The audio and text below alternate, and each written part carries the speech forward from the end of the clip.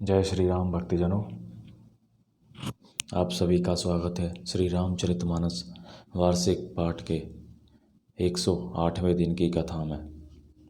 श्री रामचरितमानस वार्षिक पाठ में हम प्रतिदिन 3 दोहे पढ़ते हैं, जिससे हमारी संपूर्ण रामायण 1 वर्ष से पहले 11 महीने में पूर्ण हो जाती है, जिसमें कि हम मंगलवार के दिन 6 दोहे पढ़ते हैं। श्री रामचरितमानस श्री तुलसीदास जी द्वारा रचित एक महान ग्रंथ है, जिसको पढ़कर हम श्री रामचंद्र की कृपा दृष्टि, श्री शंभु भोलेनाथ की कृपा दृष्टि पा सकते हैं और भक्ति मार्ग पर चलने की शुरुआत कर सकते हैं और राम नाम के सहारे हम अपने जीवन को सफल बना सकते हैं। श्री रामचरितमानस वार्षिक पाठ करने से पूर्व हम सभी देव देवताओं को प्रणाम करते हैं, उनका आवाहन करते हैं कि वे भी हमारे श्री रामचरितमानस में सम्मिलित हों और हमें अपना आशीर्वाद प्रदान करें। सर्वप्रथम शिव शंकर भोलेनाथ, जय पार्वती माता, दुर्गे माता, जिन्होंने श्री राम नाम की रचना की और इस संसार जगत को श्री राम नाम रूपी ब्रह्मास्त्र प्रदान किया। श्री राम नाम के सहारे हम अपने जीवन को सफल बना सकते हैं और मनुष्य जीवन को सुखी व सुखमय बना सकते हैं तथा मोक्ष की प्राप्ति भी प्राप्त कर सकते हैं। तत्पश्चात सभी गुरुजनों को, सभी देव देवताओं को प्रणाम व आवाहन कि वे भी हमारे श्री रामचरितमानस में सम्मिलित हों और हमें अपना आशीर्वाद प्रदान करें। बोलो जय श्री रामचंद्र की जय। तो शुरू करते हैं आज की कथा। ध्वज पताक तोरण कलश सज हो, दुर्गे रथ नाग सिर धरी मुनि बर बचन सबो, निज निज काजें लाग। मंगल भवनीय मंगलहारी, द्रवो दशरथ अजर बिहारी।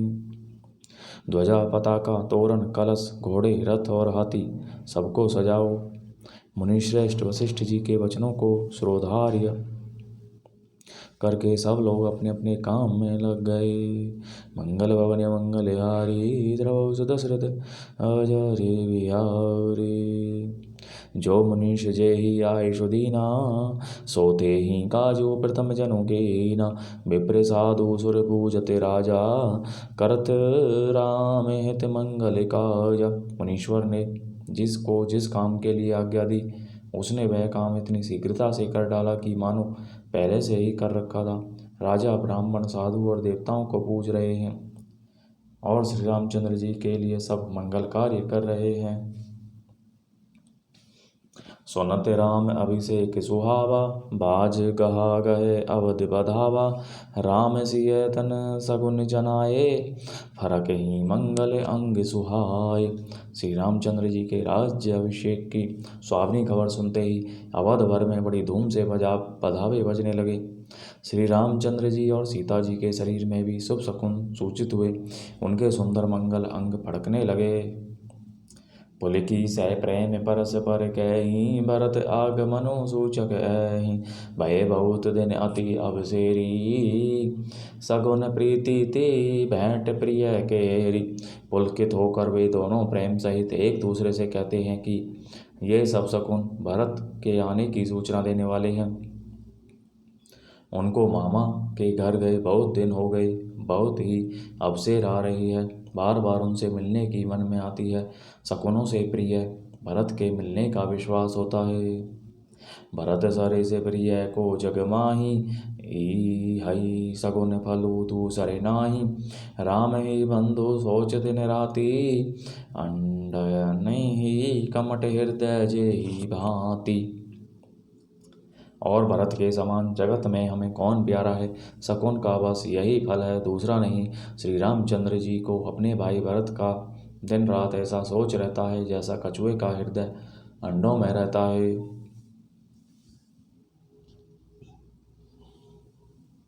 एहि अवसर मंगलो परम सुनी रह सेऊर निवासु। सोबत लकी विदु बढ़त जनु, बारिधि बीच बिलासु। मंगल भवनीय मंगलहारी, द्रवौ दशरथ अजर बिहारी। इसी समय यह परम मंगल समाचार सुनकर सारा निवास हर्षित हो उठा। जैसे चंद्रमा को बढ़ते देखकर समुद्र में लहरों का आनंद सुशोभित होता है। प्रथम जाई जिन्हें बचन सुनाए, भूषण बसन भूरी तिन्हें पाए। प्रेम पुलकी तन मन अनुरागी, मंगल कलश सहज सब लागी। सबसे पहले रनिवास में जाकर जिन्होंने ये वचन समाचार सुनाए, उन्होंने बहुत से आभूषण और वस्त्र पाए। रानियों का शरीर प्रेम से पुलकित हो उठा और मन प्रेम में मग्न हो गया। वे सब मंगल कलश सजाने लगी।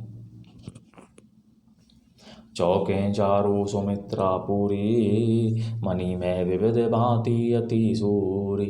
आनंद मगन राम में तारी, दिए दान बहु विप्रहंकारी। सुमित्रा जी ने मणियों रत्नों के बहुत प्रकार के अत्यंत सुंदर और मनोहर चौक पूरे आनंद में मग्न हुई। श्री रामचंद्र जी की माता कौशल्या जी ने ब्राह्मणों को बुलाकर बहुत दान दिए। पूजी ग्राम देवी सुरनागा, कहे वो बहोरी दैन बलि भागा। जेहि विधि होई राम कल्याणु, देहु दया करी सो वरदानु। उन्होंने ग्राम देवियों देवताओं और नागों की पूजा की और फिर बलि भेंट देने को कहा, अर्थात कार्य सिद्ध होने पर फिर पूजा करने की मनौती मानी और प्रार्थना की कि जिस प्रकार से श्री रामचंद्र जी का कल्याण हो, दया करके वही वरदान दीजिए। गावही मंगल कोकिल बयनी, विधु बदनी मृग सावक नयनी। कोयल की सी मीठी वाणी वाली, चंद्रमा के समान मुख वाली और हिरण के बच्चे से नेत्रों वाली स्त्रियां मंगल गान करने लगीं। राम राज अभिषेको सुनी ही हर से नर नारी, लगे सुमंगल सजन सब विधि अनुकूल विचारी। श्री रामचंद्र जी का राज्य अभिषेक सुनकर सभी स्त्री पुरुष हृदय में हर्षित हो उठे और विधाता को अपने अनुकूल समझकर सब सुंदर मंगल साज सजाने लगे। तब नार नहा वशिष्ठ बुलाए, राम धाम सीख दैन पठाए। गुर आगमनु सुनत रघुनाथा, द्वार आई पद नायउ माथा। तब राजा ने वशिष्ठ जी को बुलाया और शिक्षा समय उचित उपदेश देने के लिए श्री रामचंद्र जी के महल में भेजा।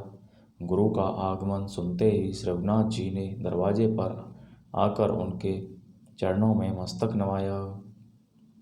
सादर हरग दे घर आने, सोरे भांति पूजी सन्माने। गए चरण सिय सहित बहोरी, बोले रामू कमल कर जोरी। आदर पूर्वक आदर्य देकर उन्होंने घर में लाए और षोडश उपचार से पूजा करके उनका सम्मान किया। फिर सीता जी सहित उनके चरण स्पर्श किए और कमल के समान दोनों हाथों को जोड़कर श्री राम जी बोले, सेवक सदन स्वामी आगमनु, मंगल मूल अमंगल दमेनु। तदपि उचित जनु बोली सह प्रीति, पठ इय काज नाथ असी नीति। यद्यपि सेवक के घर स्वामी का पधारना मंगलों का मूल और अमंगलों का नाश करने वाला होता है, तथापि हे नाथ, उचित तो यही था कि प्रेम पूर्वक दास को ही कार्य के लिए बुला भेजते। ऐसी ही नीति है। प्रभुतात जी प्रभु की ने सनेहु, भयउ पुनीत आजू यह गेहु। आय सो होई सो करो को स्वाई, सेविकुलय स्वामी सेविकाई। परंतु प्रभु आपने प्रभुता छोड़कर स्वयं यहाँ पधार कर जो स्नेह किया, इससे आज यह घर पवित्र हो गया। हे गोसाई, अब जो आज्ञा हो मैं वही करूं। स्वामी की सेवा में ही सेवक का लाभ है।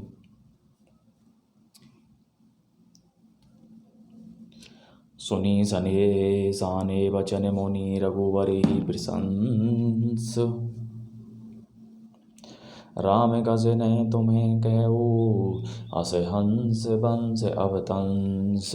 मंगल भवनी मंगल हारी, द्रवौ दशरथ राजा रे बिहारी। श्री रामचंद्र जी के प्रेम में सने हुए वचनों को सुनकर मुनि वशिष्ठ जी ने रघुनाथ जी की प्रशंसा करते हुए कहा कि हे राम, भला आप ऐसा क्यों न कहें, आप सूर्यवंश के भूषण जो हैं।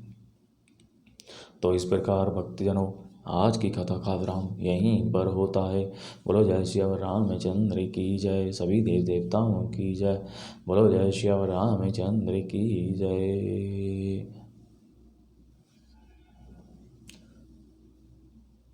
प्रभु श्री राम, शिव शंकर भोलेनाथ सभी का कल्याण करें।